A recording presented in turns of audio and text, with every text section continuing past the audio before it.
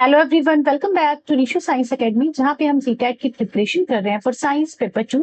And जैसा कि आपको पता है, आपका जो सीटेट का पेपर है वो अभी के लिए पोस्टपोन हो गया है।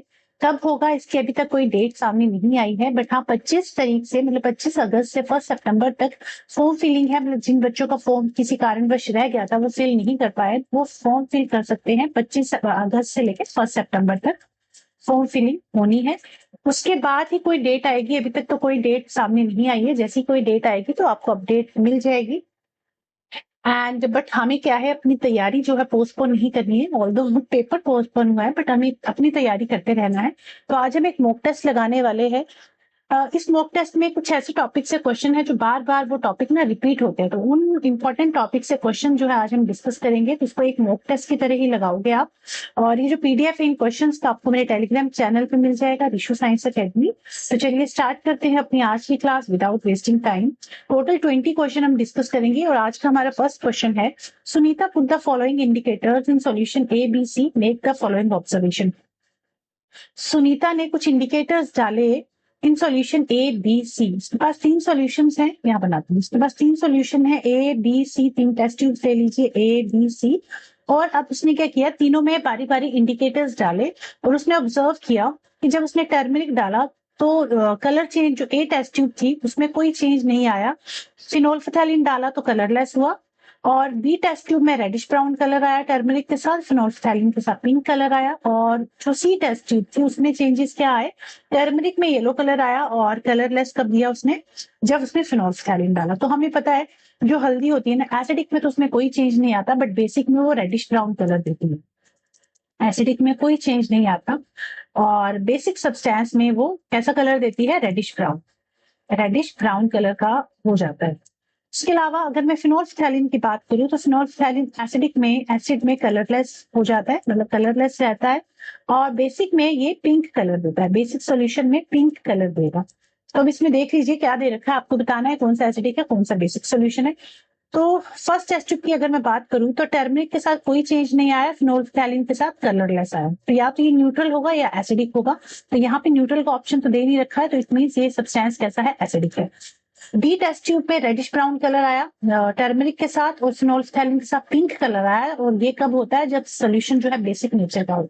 तो बी क्या है, बेसिक है। कलर चेंज इन सी में क्या है, टर्मरिक के साथ येलो कलर है, फिनोल्फथैलिन के साथ कलरलेस है। तो अगेन ये क्या है, एसिडिक है, क्योंकि न्यूट्रल का ऑप्शन ही नहीं है। तो एसिडिक, बेसिक, एसिडिक, ये आपका राइट ऑप्शन होगा, जो कि गिवन है ऑप्शन नंबर 4 में। अम्लीय, क्षारीय और अम्लीय, ये नेचर के होंगे आपके तीनों सॉल्यूशंस। क्लियर।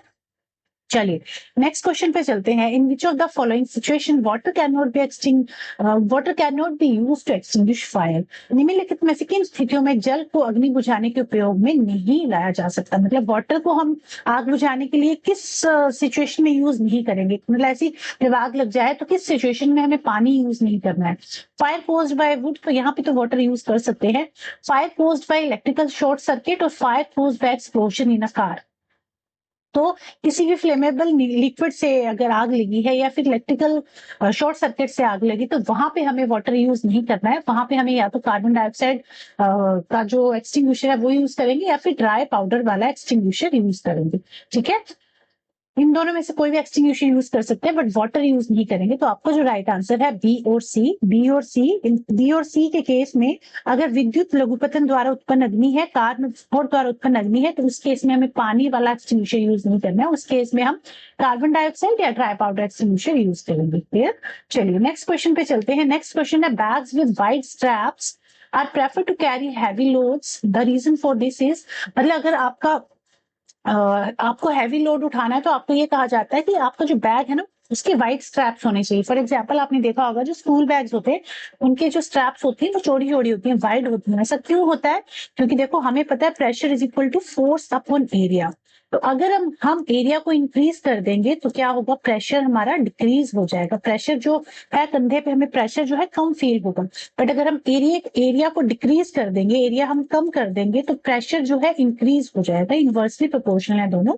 तो दैट्स व्हाई हम क्या करते हैं, बैग्स के जो स्ट्रैप्स हैं उनको, उसका जो एरिया है इंक्रीज कर देते हैं, ताकि हमें प्रेशर जो है डिक्रीज फील, कम फील हो। ठीक है, तो क्यों यूज करते हैं, increase in area of contact reduces pressure exerted, अगर एरिया को बढ़ा देंगे, बैक के एरिया को, स्ट्रैप्स के एरिया को बढ़ाएंगे तो हमें जो है कम प्रेशर फील होगा। तो ऑप्शन नंबर 3 जो है इसका राइट आंसर है। संपर्क के क्षेत्रफल में वृद्धि से डाले के दाब में ह्रास होता है। क्लियर। नेक्स्ट क्वेश्चन है, the speed of light changes as it enters from one medium to another। Speed of light की स्पीड चेंज हो जाती है जब एक मीडियम से दूसरे मीडियम में जाती है, as the optical density of the medium changes, क्योंकि उसकी ऑप्टिकल डेंसिटी चेंज हो जाती है। The change in speed of light as it travel through various media are depicted as following the following table. नीचे कुछ मीडियम दे रखे हैं, कब स्पीड ऑफ लाइट इंक्रीज हुई कब डिक्रीज हुई वो आपको बताना है, और इसको करेक्ट डिसेंडिंग ऑर्डर में लगाना है इसकी ऑप्टिकल डेंसिटी की। डिसेंडिंग ऑर्डर मतलब डिक्रीजिंग ऑर्डर में, डिक्रीजिंग ऑर्डर में आपको लगाना है इसकी इस सीक्वेंस को डिक्रीजिंग ऑर्डर में आपने प्लेस करना। तो पहले ड्रॉ कर लीजिए, देख लीजिए क्या कह रहा है question. Media A to B, कितने मीडियम है? 4 मीडियम है, ए बी सी डी, इस तरह से 4 मीडियम आप ड्रॉ कर लीजिए। ठीक है, अब ये कह रहा है change in speed of light, जब ए से बी में गया, जब ए से लाइट बी में गई, ए से बी में गई तो क्या हुआ? स्पीड ऑफ लाइट क्या हुई? इंक्रीज हुई। स्पीड ऑफ लाइट इंक्रीज हुई, इट मींस इसकी जो ऑप्टिकल डेंसिटी है, यहाँ ऑप्टिकल डेंसिटी लिख देती हूँ, यहाँ लाइट का लिख रही हूँ। ऑप्टिकल डेंसिटी क्या करेगी? डिक्रीज करेगी, क्योंकि ये दोनों आपस में इनवर्सली प्रोपोर्शनल है। अगर लाइट इंक्रीज कर रही है इट मींस उसकी जो डेंसिटी है वो कम है, that's why speed of light increase की है। अब जब बी से सी में जाएगा, ये बी से सी में जाएगा तो क्या होगा? जो लाइट है वो क्या कर रही है? डिक्रीज कर रही है, it means optical density increase है। ये जो मीडियम है ये काफी डेंस है, डेंसर मीडियम है, दैट्स व्हाई यहाँ पे क्या हो रहा है? ऑप्टिकल डेंसिटी इंक्रीज करेगी, स्पीड ऑफ लाइट डिक्रीज करेगी। थर्ड केस में सी टू डी में क्या हो रहा है? यहाँ भी क्या हो रहा है? डिक्रीज हो रहा है स्पीड ऑफ लाइट। यहाँ पे मैंने लाइट मेंशन की है, यहाँ पे optical density. Speed of light decrease कर रही है यहाँ पे भी, तो यहाँ भी ऑप्टिकल डेंसिटी क्या कर रही है? हमारी इंक्रीज कर रही है। ठीक है, अब देख लीजिए इस हिसाब से कौन सा सही बैठ रहा है? डिक्रीजिंग ऑर्डर में आपको लगाना है, तो आपका जो राइट आंसर होगा इस क्वेश्चन का दैट इज, तो यहाँ पे जो आपका ये ऑर्डर रहने वाला है वो रहेगा, ए में क्या हो रहा है? ए जो है मोस्ट ऑप्टिकली डेंस है और जो डी है वो लीस्ट ऑप्टिकली डेंस है। तो आपकी जो रेशियो रहने वाली है, A most optical dense, B जो है लीस्ट ऑप्टिकल डेंस। अब डी और सी में से, इन दोनों में से डी और सी में से जो है डी जो है ज्यादा डेंस होगा एज कंपेयर टू सी, और आपका जो राइट आंसर होगा इस क्वेश्चन का that is option number 1, A B C D. इस रेशियो में को अरेंज करेंगे। नेक्स्ट क्वेश्चन है, choose the correct option. Assertion, Venus is hotter than Mercury though it is farther from the sun than Mercury. Reason है कि Venus rotate from east to west. Venus is hotter than Mercury, though it is farther from the sun than Mercury. This is true because जो Venus है ना उसका atmosphere काफी thick है और वो कार्बन डाइऑक्साइड को ट्रैप कर लेता है। इसके थिक एटमोस्फेयर की वजह से क्या करता है? कार्बन डाइऑक्साइड को ट्रैप कर लेता है, जिसकी वजह से ज्यादा हीट यहाँ पे प्रोड्यूस होती है। दैट्स व्हाई वीनस जो है ज्यादा हॉट है एज कम्पेयर टू मर्क्यूरी। ये स्टेटमेंट सही है। सेकेंड है, Venus rotate from east to west. तो वीनस जो है ईस्ट टू वेस्ट रोटेट करता है, ये भी सही है। तो both A and R are true, but R is not the correct explanation of A. मतलब कि इसलिए गर्म नहीं है कि इसकी रोटेशन की वजह से गर्म नहीं है, कि ईस्ट टू वेस्ट रोटेट कर रहा है तभी ये गर्म है। तो R is not the correct explanation of A. Option number second जो है इसका राइट आंसर होगा। नेक्स्ट है, which of the following option will correctly match the acids with the substance in which they are found. कौन से substance में कौन सा एसिड प्रेजेंट होगा ये आपको बताना। तो फर्स्ट है एसिड, सिट्रिक एसिड किस सब्सटेंस में प्रेजेंट होगा? खट्टी चीजों में, जैसे नींबू हो गया, लेमन हो गया, उसमें क्या प्रेजेंट है? Citric acid. अब सिट्रिक एसिड चलो पहले पूरे निकाल लेते हैं। बी कर्ड में प्रेजेंट होता है, मतलब कर्ड में कौन सा एसिड प्रेजेंट है? Lactic acid. उसके अलावा एंट में कौन सा एंट के स्टिंग में क्या कौन सा एसिड प्रेजेंट होता है? फॉर्मिक एसिड, और इसे मिथेनोइक एसिड भी कहते हैं। कौन सा एसिड है? फॉर्मिक एसिड या मिथेनोइक एसिड। और हाइड्रोक्लोरिक एसिड में ऑप्शन दे रखा है डी, तो डी देख लेते हैं क्या होगा। ए है हमारा ये ऑरेंज होगा या लेमन होगा, और बी है लैक्टिक एसिड, तो बी लैक्टिक एसिड है, और सी है फॉर्मिक एसिड। तो it is option number 2, A lemon, B lactic acid, C formic acid, और D toilet cleaner. Hydrochloric acid जो है टॉयलेट क्लीनर में प्रेजेंट होता है, स्टमक में भी होता है, बट बाकी ऑप्शन से मैच नहीं हो रहे हैं। ऑप्शन नंबर 2 जो है इस क्वेश्चन का राइट आंसर है। Next, identify the set of mixtures. आपको बताना है कौन सा जो है सेट ऑफ मिक्सचर है। जो मिक्सचर है मतलब एक से ज्यादा सब्सटेंस उसमें मिक्स्ड है।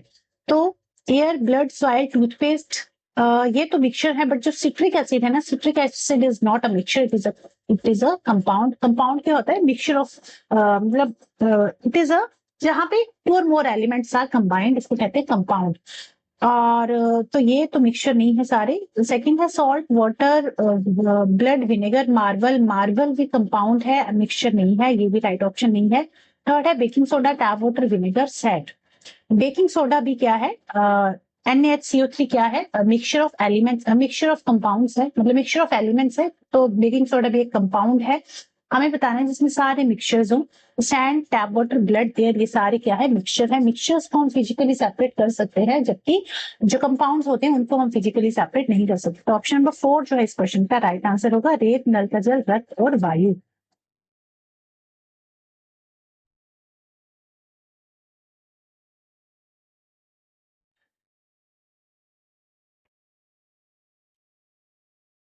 नेक्स्ट क्वेश्चन है, which of the following statement is not correct regarding alloy? Alloy के संदर्भ में कौन सा कथन जो है सही नहीं है? मिश्र धातुओं के संदर्भ में कौन सा स्टेटमेंट जो है वो सही नहीं है? तो जो अलॉय होते हैं, they are harder than metal, this is true. Alloy होते क्या है एक्चुअली? अलॉय क्या है? मिक्सचर ऑफ मेटल, या तो दो से ज्यादा मेटल्स होंगे, या फिर मेटल और नॉन मेटल का मिक्सचर होगा, जिसको हम कहते हैं अलॉय। तो ये क्या है? हार्डर देन मेटल्स होते हैं, सही है। corrosion रेजिस्टेंट होते हैं, ये भी सही है। They have high melting point than metal, this is true. Fourth है, they are more ductile than metal, metal से ज्यादा डक्टाइल होते हैं, this is not true, metal से ज्यादा डक्टाइल ये नहीं होते। नेक्स्ट है, match the disease with its causative organism. Diseases दे रखे हैं, ये डिजीज कौन से ऑर्गेनिज्म से होती है? तो मलेरिया प्रोटोजोआ से होता है। ट्यूबरक्लोसिस, टीवी, टीवी जो है कौन सा डिजीज है? ट्यूबरक्लोसिस जो है ये, ट्यूबरक्लोसिस जो है ये एक बैक्टीरियल डिजीज है, ठीक है। ट्यूबरक्लोसिस कौन सा डिजीज है? बैक्टीरिया कहा गया यही। हेपेटाइटिस ए एक वायरल डिजीज है, और रिंगवर्म जो है एक फंगल डिजीज है। तो राइट ऑप्शन कौन से है? मलेरिया, ए का 3, बी का 2 और सी का 4।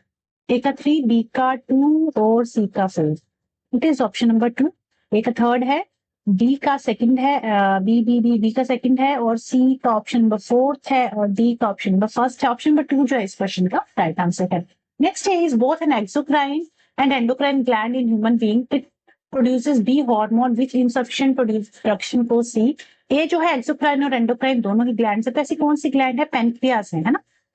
पेनक्रियास जो है एक्सोक्राइन भी है, एंडोक्राइन भी है, फर्स्ट और फोर्थ ऑप्शन एलिमिनेट हो गया। इट प्रोड्यूसेस बी हार्मोन, जो पेनक्रियास है कौन सा हार्मोन रिलीज करता है? इंसुलिन, दोनों ही ऑप्शन में इंसुलिन दे रखा है। उसके अलावा it in this disease the person में एक्सक्रीट डी इन हर यूरिन, इस केस में क्या होता है, जो पर्सन है ना, क्या एक्सक्रीट करता है अपनी यूरिन में? हाँ, production causes C, B hormone insufficient production causes C. अच्छा, गलत बोल दिया मैंने। ए क्या है? पेनक्रियाज है, इट प्रोड्यूसेस कौन सा hormone? Insulin hormone, whose insufficient produces causes, क्या होता है? डायबिटीज होती है, ज्यादा हो जाए तो इनसफिशिएंट जो प्रोडक्शन है। तो in this disease the person में एक्सक्रीट डी इन हर यूरिन, क्या एक्सक्रीट करता है? सॉल्ट या शुगर? शुगर एक्सक्रीट करता है। Exocrine function of this gland, ये जो ग्लैंड है ना, एंडोक्राइन और एक्सोक्राइन दोनों ही तरह बिहेव करते हैं। जब पेनक्रियास एक्सोक्राइन ग्लैंड की तरह बिहेव करेगा तो ये क्या करेगा? प्रोसेस ऑफ ईट, डाइजेशन में हेल्प करता है। तो ऑप्शन नंबर 3 जो इस क्वेश्चन का राइट आंसर होगा, ए बी सी डी ई क्या है? पेनक्रियास, इंसुलिन, डायबिटीज, शुगर और डाइजेशन। ऑप्शन नंबर 3 जो है इस क्वेश्चन का राइट आंसर है। नेक्स्ट है, which of the following statement is true? कौन सा एक स्टेटमेंट सत्य है ये बताना है। उत्सर्जन केवल पशुओं में होता है, जी नहीं। एक्सक्रीशन प्लांट्स और एनिमल्स, ह्यूमन सब में होता है, तो ये स्टेटमेंट तो गलत है। सेकंड है, the amount of oxygen release by plant during photosynthesis is same that of taken in during respiration, की जो amount of oxygen plants release कर रहे हैं ना फोटोसिंथेसिस के दौरान, वो उतनी ही यूज करते हैं जितना वो रेस्पिरेशन में यूज करते हैं। मतलब जितनी उन्होंने फोटोसिंथेसिस में ऑक्सीजन बनाई है उतनी ही वो रेस्पिरेशन में यूज करेंगे, ऐसा नहीं है। फोटोसिंथेसिस में वो ज्यादा ऑक्सीजन रिलीज करते हैं as compare to their respiration, ये भी सही नहीं है। Plant reproduce through vegetative propagation only, plant सिर्फ वेजिटेटिव प्रोपगेशन से रिप्रोड्यूस करते हैं क्या? जी नहीं, प्लांट सेक्शुअली भी रिप्रोड्यूस करते हैं थ्रू सीड्स और फ्लावर्स। तो प्लांट्स सिर्फ वेजिटेटिव प्रोपगेशन से नहीं रिप्रोड्यूस करते, स्टेम से, रूट से, लीफ से ही नहीं करते, बाकी और भी रिप्रोडक्शन के मेथड्स हैं, सीड से भी रिप्रोड्यूस करते हैं। तो ये क्वेश्चन भी गलत है। फोर्थ है, plants remove water as vapour and carbon dioxide की वाटर प्लांट जो है वेपर भी waste as a waste remove करते हैं, कार्बन डाइऑक्साइड भी, तो ये भी सही है। वेपर्स कब वो प्रोड्यूस करते हैं, रिमूव करते हैं, ट्रांसपिरेशन में वाटर वेपर्स ही तो रिलीज करते हैं ना वो, और कार्बन डाइऑक्साइड भी रिलीज करते हैं ड्यूरिंग फोटोसिंथेसिस। तो दोनों ही स्टेटमेंट जो है सही है। ऑप्शन नंबर 4 जो है इस क्वेश्चन का राइट आंसर है।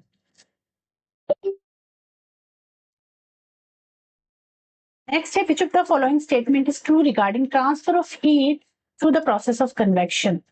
तो कन्वेक्शन जो है स्टेटमेंट दे रखी है कि takes place only in gases. तो क्या कन्वेक्शन सिर्फ गैसेस में होता है? जी नहीं, कन्वेक्शन जो है गैसेस और लिक्विड्स दोनों में ही होता है। ये स्टेटमेंट आपकी गलत है। बी है, heat flows in upward direction only. Heat जो है सिर्फ अपवर्ड डायरेक्शन में ही फ्लो करता है, तो ऐसा नहीं, कन्वेक्शन करंट जो है दोनों ही डायरेक्शन में फ्लो करते हैं। ये भी सही नहीं है। थर्ड ऑप्शन है, physical contact is not essential. ये भी सही है, ये सही है। फिजिकल कांटेक्ट का होना जरूरी नहीं है, क्योंकि बल्क जो है मतलब ये जो हीट है बल्क में मूव करते हैं, जैसे पार्टिकल मूव करेगा ये भी मूव करेंगे, तो फिजिकल कांटेक्ट में होना जरूरी नहीं है। ये जो है स्टेटमेंट सही है। डी है, heat is transferred by vibration motion of particle. की जो हीट ट्रांसफर हो रही है ना पार्टिकल्स की वाइब्रेशन से हो रही है, ये कंडक्शन में होता है, कन्वेक्शन में नहीं। तो ये भी सही नहीं है। सिर्फ ऑप्शन नंबर सी जो है इस क्वेश्चन का राइट आंसर है। एंड नेक्स्ट क्वेश्चन है, air friction acting on a falling object is, जब कोई ऑब्जेक्ट फॉल गिर रहा है, ऊपर से नीचे की तरफ गिर रहा है, तो जो एयर फ्रिक्शन लगेगी वो किस डायरेक्शन में लगेगी? तो फ्रिक्शन जो है ऑपोजिट डायरेक्शन में लगता है, मतलब ग्रेविटेशन फोर्स के ऑपोजिट फोर्स में। जैसे यहाँ पे ग्रेविटेशन फोर्स इस पे लग रही है, तो जो इसकी फ्रिक्शन है, फ्रिक्शन जो है ऑपोजिट डायरेक्शन में काम करेगी। एंड आपका जो राइट आंसर होगा that is opposite to gravity. Next, in which of the following situation the distance time graph of an object is a straight line. कौन सी सिचुएशन में डिस्टेंस टाइम ग्राफ जो है सीधी रेखा में होगा? तो सीधी रेखा में कब होता है? देखो यहाँ पे डिस्टेंस है, ये टाइम है। तो जब भी कोई स्टेशनरी ऑब्जेक्ट होता है, जब object is at rest, when object rest पे है, तब भी स्ट्रेट लाइन में इस तरह से ग्राफ बनेगा, हॉरिजॉन्टल बने, मतलब एक्स एक्सिस के पैरेलल बनेगा। और when object is in uniform motion, तब भी स्ट्रेट लाइन ग्राफ बनता है। तो दोनों ही केसेस में, when object is at rest और when object is moving with uniform speed, दोनों ही केस में कैसा बनेगा? ये जो स्लोप है डिस्टेंस टाइम ग्राफ का, ये स्ट्रेट लाइन बनता है। इसके अलावा सी में है कि object is non uniform motion. जब ऑब्जेक्ट नॉन यूनिफॉर्म मोशन में है, तब जो ग्राफ बनेगा वो इस तरह से बनेगा, पैराबोलिक बनेगा, ना कि स्ट्रेट लाइन। तो ये सही नहीं है। डी है, object is having uniform acceleration. Uniform acceleration में भी नॉन यूनिफॉर्म स्पीड होती है, तो वहां पे भी इसी तरह का पैराबोलिक नेचर का जो लाइन है वो बनेगी, स्ट्रेट लाइन नहीं बनेगा ग्राफ। तो स्ट्रेट लाइन कब बनेगा? When object is at rest and when object is moving with uniform speed. तो ऑप्शन नंबर ए और बी, ऑप्शन नंबर ए और बी इज गिवन इन, मतलब ऑप्शन थर्ड में जो है राइट आंसर दे रखा है ए और B. Kaleidoscopy is based on the principle of, kaleidoscope जो है कलरफुल पिक्चर्स, कलरफुल पैटर्न्स देखने के काम आता है। और ये पूछा गया है कि ये किस प्रिंसिपल पे काम करता है? तो it is based on the principle of reflection of light. Reflection of light पे ये बेस्ड है। Next, which of the following is use to observe the complete length of a distant tall tower clearly. दूर एक बड़ी सा toll tower है, उसको आपको देखना है, तो आपको इन चारों में से क्या यूज करोगे? Convex mirror, concave mirror, plane mirror या कॉन्वेक्स लेंस? तो आप यूज करोगे कॉन्वेक्स मिरर, क्योंकि कॉन्वेक्स मिरर में आपको एक डिमिनिश्ड इमेज मिलती है प्लस क्लियर इमेज मिलती है। जैसे फॉर एग्जांपल गाड़ी के रियर व्यू मिरर्स होते हैं ना, उनमें आप पीछे खड़ी हुई गाड़ी का फुल व्यू देख सकते हो। वैसे ही कन्वेक्स मिरर को, डिस्टेंट टॉल टावर को अगर आप क्लियरली देखना है तो आप कन्वेक्स मिरर को यूज करोगे, उत्तल दर्पण का यूज करोगे। नेक्स्ट है, a teacher take 3 clean plastic cap of bottles A, B and C. She put 2 tablespoons of distilled water and few drops of hydrochloric acid. उसने 3 कैप्स A, B, C. जो first है उसमें क्या डाला? उसने distilled water डाला plus few drops of hydrochloric acid डाला। जो सेकंड कैप है उसमें क्या डाला? डिस्टिल्ड वाटर के साथ उसने कॉस्टिक सोडा एंड AOH, जिसे सोडियम हाइड्रोक्साइड कहते हैं, वो डाला। थर्ड में डिस्टिल्ड वाटर के साथ क्या डाला? शुगर डाली। Distilled water plus sugar add कर दी। एंड फोर्थ में शी पुट दैट अच्छा नहीं, 3 ही टेस्ट ट्यूब्स हैं। अब आपसे 3 ही कैप्स, सॉरी। अब आपसे पूछा है which of the above solution will conduct electricity. इन तीनों में से कौन सा सॉल्यूशन है जो इलेक्ट्रिसिटी कंडक्ट करेगा? तो जो फर्स्ट है ए, जहां डिस्टिल वाटर और हाइड्रोक्लोरिक एसिड डाला हुआ है, वहां पे HCl क्या करेगा, H पॉजिटिव और Cl नेगेटिव आइंस प्रोड्यूस करेगा, NaH क्या करेगा, Na पॉजिटिव और OH नेगेटिव रिलीज करेगा वाटर में। तो ये क्या है, इलेक्ट्रिसिटी कंडक्ट करेंगे ए और बी, क्योंकि इलेक्ट्रिसिटी कंडक्ट करने के लिए आइंस की जरूरत होती है, और HCl भी आइंस प्रोड्यूस कर रहा है और NaH भी आइंस दे रहा है, Na पॉजिटिव OH नेगेटिव दोनों में ही आइंस है। तो आइंस क्या करेंगे, करंट को कैरी करेंगे।